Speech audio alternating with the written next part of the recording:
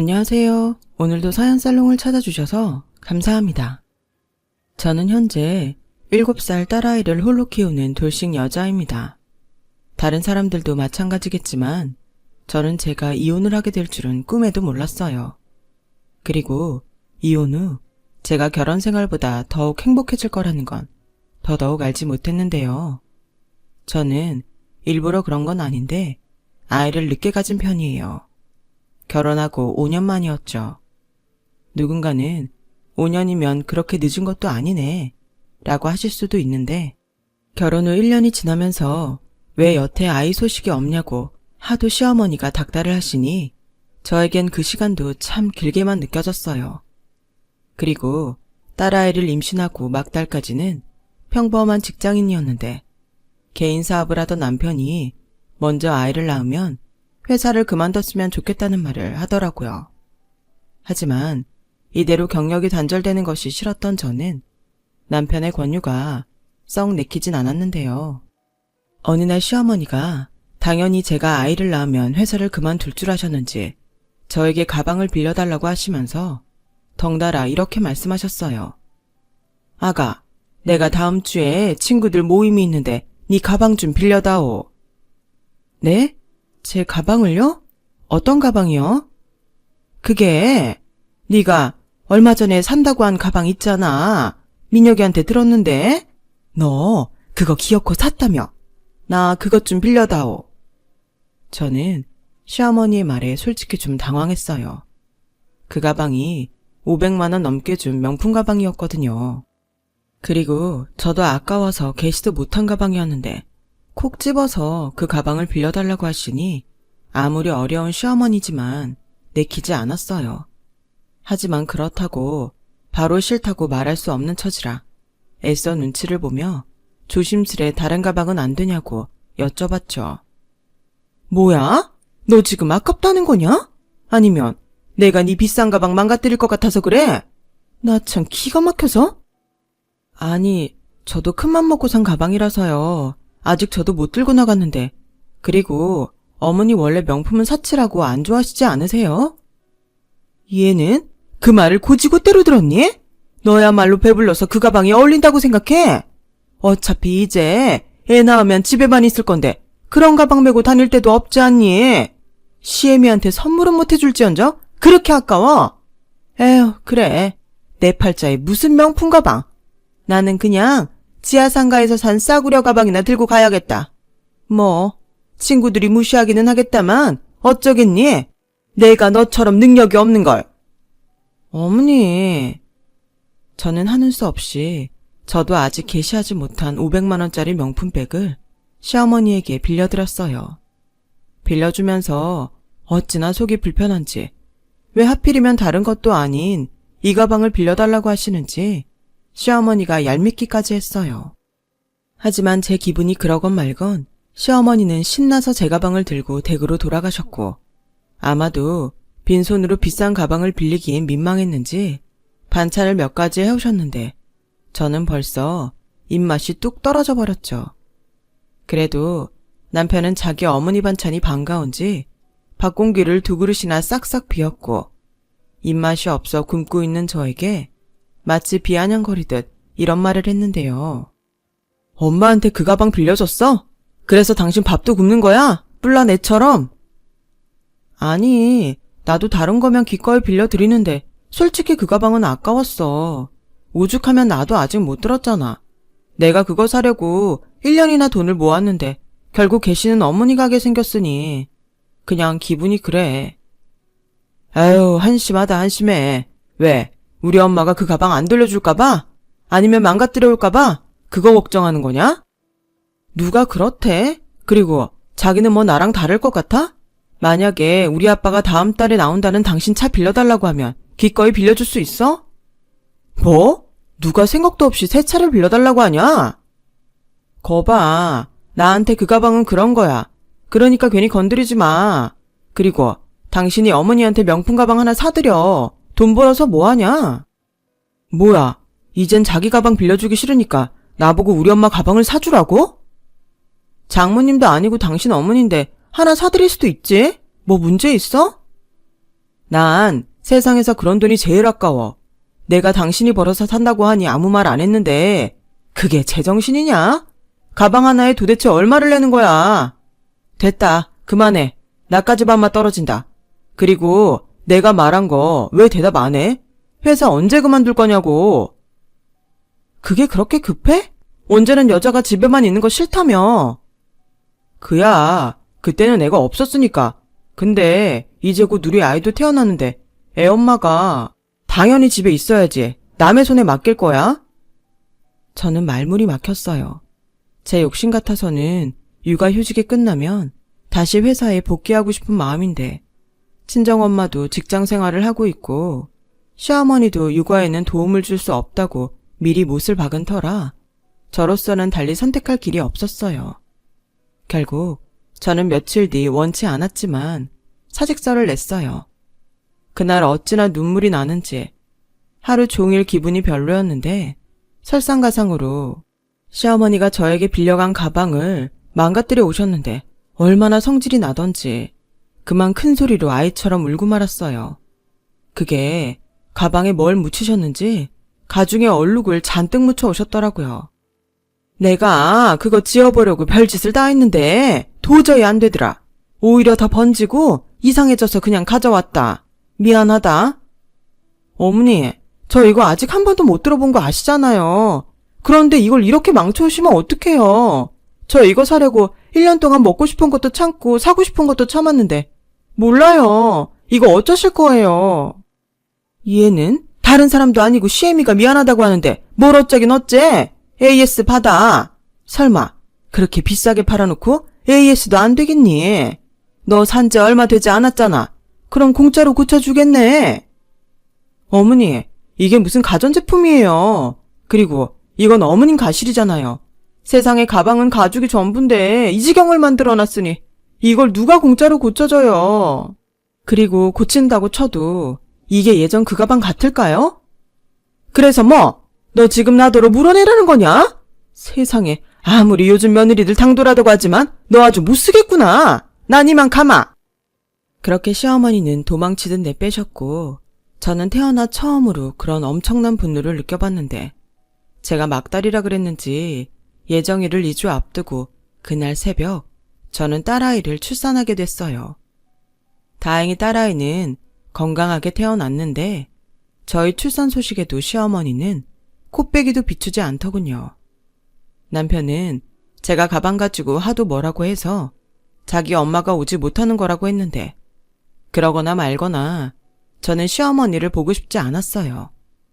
그리고 딸아이가 태어나고 한 달이 지날 무렵 시어머니는 마치 아무 일도 없었다는 듯 저희 집에 오셨고 그제야 딸아이를 안아보시는데 어쩐지 제 눈치를 살피는 것 같아 그건 그거대로 죄송한 생각이 들었는데 오죽하면 한 달 동안 애기도 못 보러 오셨을까 하는 마음이 들더라고요. 그 뒤로는 저도 그냥 아무 일 없다는 듯 시어머니를 평소처럼 대했어요. 어찌됐든 그런 일이 있었으니 서로 더 조심하지 않을까? 비싼 수업료 냈다고 생각하기로 한 거였죠. 그렇게 저는 본격적인 살림과 육아를 도맡는 신세가 됐어요. 그리고 특히 육아는 생각했던 것보다 훨씬 힘들더라고요. 자는 것도 먹는 것도 하물며 화장실에 가는 것도 제 마음대로 할 수가 없으니 도저히 살 수가 없었죠. 하지만 남편은 그런 제 사정을 뻔히 다 알면서도 도와주기는커녕 집이 어수선하고 아이 때문에 시끄럽다며 저에게 싫은 소리를 했는데 왜 출산한 여자들이 산후 우울증에 걸리는지 알겠더라고요. 그래도 다행히 육아가 온통 싫은 것만 있는 건 아니었어요. 좌충우돌 초보 엄마가 하는 육아였지만 하루하루 성장하는 딸아이를 보는 건 꽤 많이 행복한 일이었죠. 그리고 누워만 있던 아이가 아장아장 걸음을 걷기 시작하고 옹알이만 하던 아이가 엄마라고 어설픈 발음으로 불러줬을 때의 그 기쁨은 어떤 것과도 비교가 되지 않을 만큼 보람이었어요. 그렇게 아이는 첫 돌을 맞았고 좀 이르긴 했지만 어린이집에도 가게 되었는데요. 그제야 비로소 하루 중 몇 시간이지만 저에게도 자유시간이라는 것이 생겼고 제가 그 자유시간에 가장 처음 한 일은 헬스클럽에 등록하는 것이었어요. 먹는 시간도 불규칙하고 아이와 함께 하다 보니 체력은 급속도로 떨어졌지만 이상하게 자꾸만 살이 찌는 게 거울을 보면 저도 제 모습이 싫을 만큼 자신감이 많이 떨어져 있었거든요. 그래서 아이를 어린이집에 보내는 동안은 오로지 저에게 투자한다는 마음을 먹었는데 정작 남편은 그런 저에게 팔자가 늘어졌다며 싫은 소리를 하더군요. 아마 그때가 처음으로 어렴풋이 이 남자랑은 그만 사는 것이 좋지 않을까 하는 생각을 했던 때였던 것 같아요. 이제 아인이 어린이집도 다니니까 당신도 뭔가 해야지. 뭐? 나더러 이제 와서 다시 일을 하라고? 그럼 젊은데 평생 이렇게 놀기만 할 거야? 놀다니 이 집에서 아인이 빼고 누가 놀아. 나도 살림하랴 아인이 키우랴 바쁘다고. 그리고 아인이가 어린이집에서 3시면 집에 오는데 내가 어떻게 지금 당장 직장을 다녀? 당신이 3시부터 집에서 애 볼 거야? 우와, 다른 여자들도 일하라고 하면 그런 소리 한다고 하더니 그 말이 딱 맞네. 종일반 있는데 뭐하러 내가 그렇게 해야 해? 이제 돌밖에 지나지 않은 애를 종일반을 시키라고? 언제는 아이는 집에서 엄마랑 있어야 한다며. 그래서 잘 다니던 직장도 그만두게 해놓고 왜 이랬다 저랬다 해? 정 내가 다시 일하길 바라면 당신이 당신 어머니한테 말씀드려봐. 오후 3시부터 퇴근 시간까지는 아인이 봐주실 수 있냐고. 그럼 나도 생각해 볼게. 당신은 꼭 같은 말을 해도 그렇게 싸우자는 식으로 말하더라. 알았어. 내가 괜한 말을 했다. 대신 나도 요즘 힘드니까 돈 좀 아꼈어. 내가 오죽 힘들면 이런 소리까지 하겠냐? 밖에서 힘들게 일하는 사람 생각 좀 해줘라. 응? 저는 남편이 하는 말에 솔직히 자존심이 상했어요. 결혼하고 고작 6년밖에 되지 않았는데 그런 소리를 들으니 어쩐지 좀 서럽더라고요. 그래서 그 즈음부터 남편과는 마음의 거리가 생겼는데 다행히 남편은 그날 이후 자기가 지나쳤다는 걸 아는지 저의 기분을 풀어주려 노력하는 모습을 보이더군요. 더 이상 제 자유시간에 대해 왈가왈부하지 않는 것은 물론이고 퇴근 후나 쉬는 날엔 저보다 더 서툴지만 살림과 육아를 돕기도 했는데 그 모습을 보고 있으니 제 마음도 조금씩 풀어졌죠. 그렇게 5년이 흘렀어요. 딸아이는 어린이집을 졸업하고 유치원을 다니기 시작했고 무슨 바람인지 시어머니가 하원 후 딸아이를 봐주신다고 해서 저는 운 좋게 다시 일을 할 수 있게 되었는데요. 먼저 다니고 있던 회사의 팀장님이 저를 좋게 봐주셨는지 회사를 차리면서 저에게 다시 일할 기회를 주셨어요.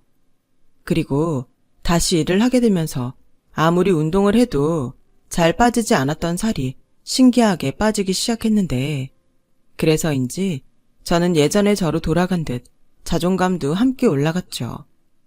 그리고 그렇게 올라간 저의 자존감은 저를 다시 남편에게 사랑받는 와이프로 만들어줬어요. 남편은 자기가 원하는 대로 제가 다시 직장도 다니고 살도 예전처럼 빠지니 연애 때처럼 저에게 잘해주더라고요. 그래서 그때부턴 가끔 시어머니에게 딸아이를 부탁하고 퇴근길 데이트도 할 정도로 저희 부부는 다시 사이가 좋아졌는데 그러다 보니 회사에서도 저를 부러워하는 여직원들이 많았어요. 그렇게 남편의 사랑과 동료들의 부러움을 사니 저는 무슨 자신감인지 이런 행복한 일상이 앞으로도 계속 이어질 거라고 믿었는데 그러다 남편보다 9살이 어린 도련님이 결혼할 여자가 있다며 시댁에 데리고 온다는 연락을 받게 됐죠. 저는 동서가 생긴다는 사실에 기분이 한편으로는 이상했어요. 물론 반가운 마음이 더 많았는데 이상하게도 불안한 마음도 들었어요. 왜 형님과 동서 사이가 좋기는 힘들다고 하잖아요. 그래서 좀 걱정이 되는 마음으로 도련님이 온다는 당일에 시댁으로 향했는데요. 저는 그 일로 생각지도 못한 일들을 겪게 됐어요. 제가 걱정한 그런 일들이었죠. 도련님은 남편하고 나이 차이가 나는 만큼 시부모님에게 늦둥이였어요. 그래서 남편에 비해 주변의 관심과 사랑을 많이 받고 자랐다더군요. 딸이 없던 집에서 딸 역할을 하는 아들이었다고 시어머니가 입에 침이 마르도록 말씀하셨는데 그런 아들이 생각보다 일찍 장가를 간다고 하는 건데도 시부모님은 서운하기보다 대견해하는 눈치였어요. 아무래도 당신들 나이가 있다 보니 장가를 빨리 갔으면 하는 바람이 있었던 모양이었죠. 그렇게 시댁에 오랜만에 모든 식구가 한자리에 모이게 되었어요.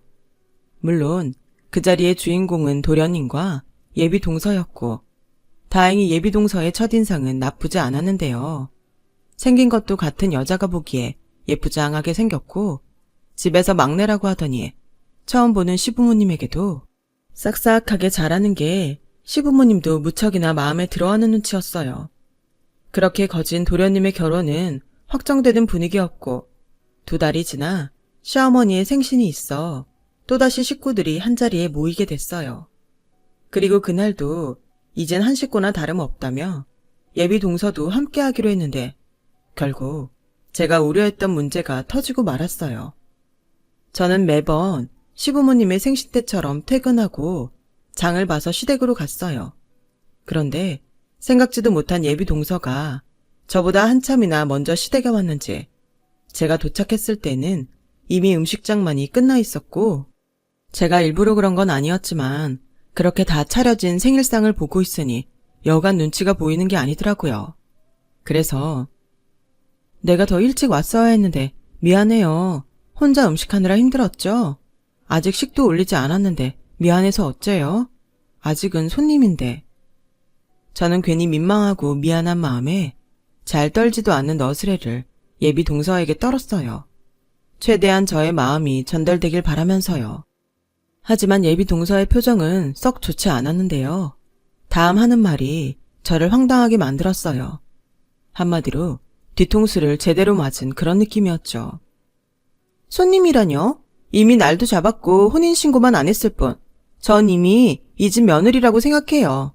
그래서 오늘 반차도 내고 이렇게 먼저 와서 음식도 다 했는데 저는 형님도 당연히 반차를 내고 오실 거라고 생각해서 연락 안 드렸는데 제가 연락을 할 걸 그랬나요? 그래도 너무하시다. 어떻게 며느리가 이런 중요한 날에 정식 퇴근을 하세요? 이 시간에 오셔서 음식하면 도대체 밥은 언제 먹냐고요? 저는 뭐 그렇게 생각해요. 일도 중요하지만 가족은 더 중요하잖아요.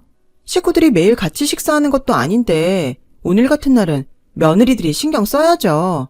안 그래요, 형님? 분명 예비동서는 웃으면서 말했는데 저는 전혀 웃을 수 없었어요. 생각해보면 저는 시어머니가 괜찮다고 해서 매년 이렇게 했지만 예비동서의 말에 아차 싶은 생각이 들었죠. 하지만 때는 이미 늦어버렸어요. 그리고 그런 저의 뒤로 시어머니는 잘 차려진 생일상에 감동받은 듯 말도 제대로 잊지 못했는데 순간 시어머니와 눈이 마주쳤고 시어머니는 결국 저에게 불만의 말을 쏟아내기 시작하셨어요. 너는 손윗사람이 돼서 부끄러운 줄 알아라. 둘째 봐라. 아직 식도 올리지 않았는데 벌써부터 이렇게 마음을 써주지 않니? 그리고 둘째 너는 생긴 것처럼 어쩜 이렇게 음식을 예쁘게 잘 만드냐? 집에서 가정교육을 너무 잘하셨네. 이거 아까워서 어떻게 먹지? 아, 사진 찍어야겠다. 내 친구들한테 며느리가 차려준 생일상이라고 자랑해야겠어. 어머, 어머니조차. 그럼 자랑 안 하려고 하셨어요?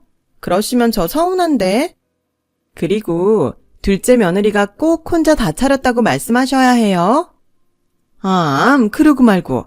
여보, 시장하실 텐데 이 상 좀 들어서 옮겨요. 우리 둘째 며느리가 전부 차린 거라네요. 저는 배에서 눈치 없이 꼬르륵거렸지만 차마 수저를 들 수 없었어요. 한 것도 없는데 먹기만 한다고 할까봐 도저히 먹을 수가 없더라고요. 그래서 생신 선물 겸 준비한 용돈 봉투에 돈이라도 더 넣어드리려 지갑에 있던 5만원짜리 지폐를 4장 더 꺼내 들었는데 이번에도 저는 예비 동서보다 한 발 늦고 말았어요. 어머니, 이거 제가 준비한 생신 선물이에요. 한번 풀어보세요. 아마 어머님 마음에 드실 거예요. 뭔데 그렇게 자신이 있어? 어디 한번 보자. 이건 가방이잖니? 게다가 명품? 어머님이 전에 그러셨잖아요. 형님이 비싼 가방 망가뜨렸다고 하도 뭐라고 하셔서 집에 와서 우셨다면서요. 저 그 소리 듣고 얼마나 마음 아팠는지 몰라요. 이깟 가방이 뭐 대수라고? 순간 돈 봉투를 들고 있던 저는 쥐구멍이라도 숨고 싶었어요. 솔직히 시어머님이 그 정도로 상처를 받았는지 알지 못했거든요. 그리고 그날 속상한 기분은 저도 마찬가지였는데 저 두 사람이 언제 저렇게 가까워졌는지 정작 며느리인 저는 느낄 수가 없더라고요. 그런데요, 그게 사건의 원인은 아니었어요. 그날 남편이 너무나도 중요한 접대 자리가 있어 예정보다 늦게 시댁에 도착했고 제가 쥐구멍을 찾고 있을 때 구세주처럼 남편이 도착한 거라 다른 날보다 남편이 더 반가웠는데 글쎄 황당하게도 예비동서가 저희 남편에게 저보다 먼저 다가가 남편이 들고 있던 가방과 겉옷을 받는 거였죠. 게다가 무슨 생각인지 제 남편에게 팔짱도 끼더니 자기 머리를 저희 남편 어깨에 기대는데 어떤 여자가 그 모습을 보고도 참을 수가 있을까요? 그래서 저는 참지 못하고 예비 동서에게 한마디 하고 말았어요. 그것도 아주 기분 나쁘다는 말투로요. 동서, 지금 그 행동은 뭐야? 누가 보면 동서가 우리 남편 와이프인 줄 알겠다. 네? 그게 무슨, 제가 뭐 실수라도 했나요? 그럼 아니라는 거야? 도련님은 저기 있는데 왜 시아주버님한테 팔짱을 껴? 게다가 머리까지 기대고. 아, 이건 뭐 그냥 습관처럼 나온 거예요. 형님 오해하셨구나. 저는 집에서 아빠한테도 이렇게 하고 오빠한테도 이렇게 해요. 그렇다 보니까 자연스럽게 저도 모르게 그랬나 봐요. 기분 나쁘셨다면 죄송해요. 다음부터는 조심할게요. 당신은 별것도 아닌 걸로 왜 오바야? 사람 민망하게. 뭐? 오바라고? 그냥 우리 식구들이 편해져서 그런 거잖아. 그런데 그렇게 나를 세우면 재수씨 뭐가 돼? 정작 민우도 가만히 있는데. 형, 그만해. 그리고 형수가 오해한 거 맞아요. 우리 주희가 기분이 좋으면 그렇게 친한 사람들한테 애교를 부리거든요. 너 오빠한테만 그러라고 했지? 딴 남자한테 그러면 혼난다. 알겠어. 나도 모르게. 이젠 한 가족이니까 아무 생각 없었어. 아마 그때부터였던 것 같아요. 저 혼자 저들 사이에 끼지 못하고 꽂아 놓은 보릿자루 같은 신세가 된 기분이 들었는데 그렇다 보니 1분 1초라도 빨리 시댁을 나가고 싶었죠. 그래서 표정 관리도 제대로 못하고 시어머니에게 용돈을 드렸고 예비 동서가 식구들 사이에서 까르르 웃으며 과일을 먹는 동안 설거지를 마친 뒤 딸아이가 졸려한다는 핑계로 집으로 가려고 했는데요.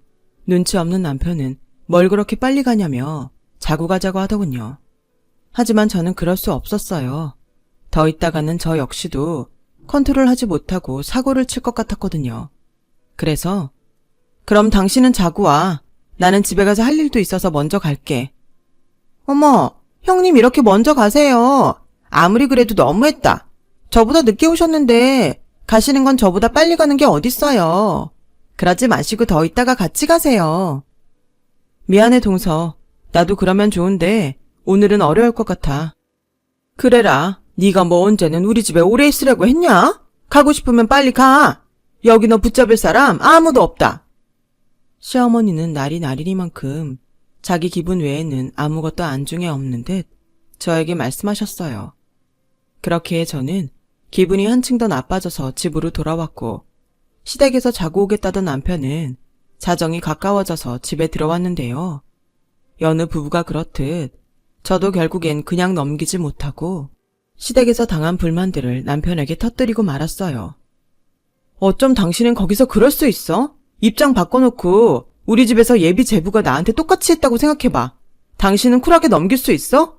그리고 아인이 졸려서 원복 입은 채로 그렇게 자고 있는데 아빠라는 사람이 어쩜 애도 신경을 안 쓰냐?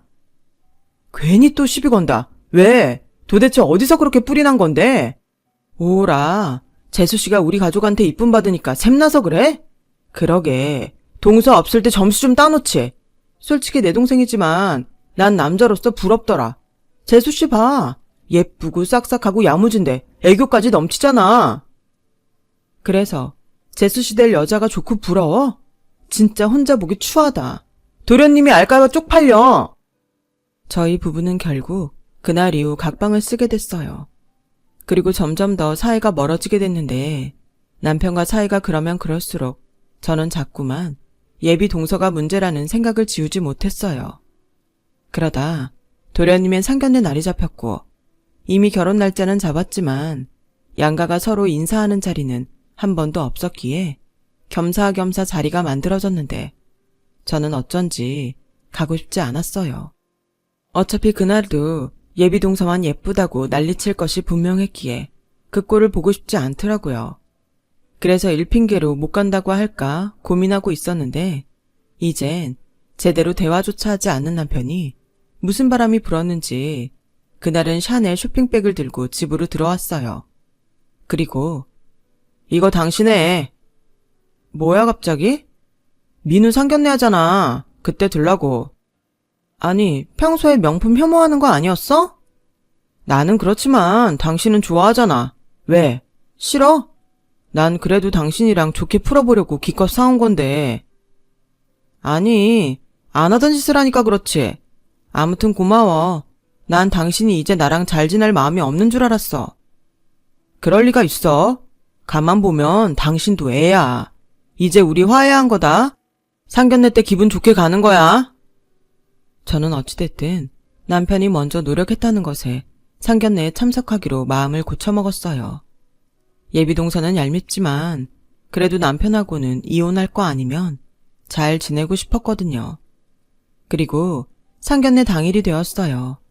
그날따라 유독 잠투정을 하는 딸아이를 데리고 토요일 점심시간에 룸으로 준비된 한정식집에 갔는데 시어머니가 먼저 남편이 사준 가방을 한참 동안 바라보더라고요. 너 가방 샀냐? 샤넬이네? 가만 보면 너는 버는 것보다 쓰는 게 더 많은 것 같다. 왜? 이것도 1년 동안 돈 모아서 산 거냐? 아니에요. 이건 아인 아빠가 사준 거예요. 아휴, 지 남편이 힘들게 고생해서 번 돈을 저렇게 쓰는데 지는 미안한 줄도 모르고 좋다고 그걸 내가 보는데 들고 왔네. 내 아들만 불쌍하지? 저는 또다시 시작된 시어머니의 불만에 무슨 말을 할까 하다 참았어요. 제가 어떤 말을 한들 시어머니 생각이 달라지는 것도 아닌데 괜히 더 기분 나쁘고 싶지 않더라고요. 그리고 잠시 뒤 예비동서가 도련님과 함께 상견례 장소에 들어왔고 저보다 더 시어머니가 깜짝 놀라고 말았는데요. 그건 예비동서가 저와 똑같은 가방을 들고 있었기 때문이었어요. 아니, 니네 둘 가방이 아주 똑같다? 둘째 너도 우리 민우가 사줬니? 네? 아니요. 그러게요. 어떻게 형님하고 제가 같은 가방을 가졌을까요? 이거 나온 지 얼마 안 된 신상인데? 어머, 그래? 나는 우리 남편이 사줬는데. 아, 그래요? 좋으셨겠다. 근데 아주버님은 사주실 거면 진짜를 사주시지. 저건 가짜 티가 나도 너무 나네요. 저는 예비동서의 말에 깜짝 놀랐어요. 그래서 남편을 쳐다봤는데 남편 얼굴이 빨갛게 달아올라서는 아무 말도 하지 못하는 거 있죠. 정말 기가 차서 말이 나오지 않았어요. 아무리 제가 명품을 좋아한다고 해도 가짜를 진짜처럼 사올 거라고는 생각도 못했으니까요. 순간 저는 창피해서 얼굴을 들 수 없었고 그런 제 모습이 재미있었는지 예비동서는 얄미운 미소를 흘렸는데요. 그때였어요. 잠투정을 부리다 잠들었던 딸이 몸을 꿈틀꿈틀 거리더니 잠에서 깼어요. 그리고는 정확히 예비동서를 손가락으로 가리키며 이런 말을 했는데요. 지금 생각해도 황당하기만 하네요. 우리 아빠 여자친구다. 뭐? 아이나, 그게 무슨 말이야? 엄마한테 다시 말해봐. 엄마, 저 이모 아빠 여자친구야. 옛날에 나랑 아빠랑 놀이동산에 갔었어. 둘이 귀신의 집에서 뽀뽀도 했다? 내가 봤어. 그리고 저 이모가 아빠 여자친구라고 아이니한테 말했는데. 아, 맞다. 비밀로 하기로 약속했는데. 지금 이게 무슨 소리냐? 아이나, 정말이야? 착각한 거 아니야? 할미한테 다시 말해봐. 안 돼요. 비밀로 하기로 하라고 저 이모가 그랬단 말이에요. 그래서 고민형도 받았는데. 이모 미안. 저는 그때 생각났어요. 그때는 주말인데 제가 회사에 급하게 처리할 일이 있어 출근한 날이었거든요. 그런데 웬일인지 남편이 괜찮다며 자기가 아이를 볼 테니 회사에 다녀오라고 했는데 회사에 다녀오니 딸아이가 곰인형을 가지고 뒤늦게 집에 들어왔던 적이 있었어요. 그냥 남편이 사줬다고 생각했는데 사실은 그 인형을 사준 사람이 예비동서였던 거예요. 그리고 저희 딸아이의 말에 상견례장은 대혼란이 찾아왔고 도련님은 말할 것도 없고 시부모님과 예비동서의 부모님은 이게 무슨 일이냐며 큰 소리가 나기 시작했는데 여기서 가장 충격을 받은 사람은 당연히 저였어요. 당신 왜 가만히 있어? 무슨 변명이든 설명이든 해야 할 거 아니야. 미안해 여보. 사실 나랑 재수씨 밖에서 따로 만났어. 처음은 우연히 같은 식당이었는데 만나다 보니까 그러면 안 되는 걸 알면서도 마음이 가는 걸 어쩔 수 없었어. 그럼 설마 갈 때까지 간 거야? 저는 당장이라도 앞에 놓인 상을 엎어버릴 기세로 몰아붙였어요. 그러자 남편은 끝내 아무 말도 하지 않았고 그 뜻이 긍정이라는 걸 안 저는 순간 손발이 떨려서 그대로 주저앉고 말았는데요. 그냥 다른 여자랑 바람이 난 것도 충격일 텐데 자기 동생이랑 결혼할 여자랑 바람을 피웠다니 이게 지금 정상인 사람이 할 짓인가 싶었어요. 게다가 상견례장에서 이 사실을 알았다는 것 또한 양가 모두 충격이었죠. 주희 너 나 몰래 만나고 다니는 놈이 우리 형이었어? 오빠 나 다른 사람 만나는 거 알고 있었어? 그래 그래도 네가 결혼 안 하겠다고 하진 않길래 그냥 가볍게 지나가는 거라고 생각했는데 어떻게 우리 형이랑 그럴 수 있냐? 그러면서 이 결혼을 그냥 하려고 그랬어? 그럼 어떡해. 저 사람은 이미 가정이 있는데 그냥 오빠랑 결혼하고 먼 발치에서 보려고 했어. 미안해. 나도 내가 이럴 줄 몰랐어. 사랑이 죄는 아니잖아.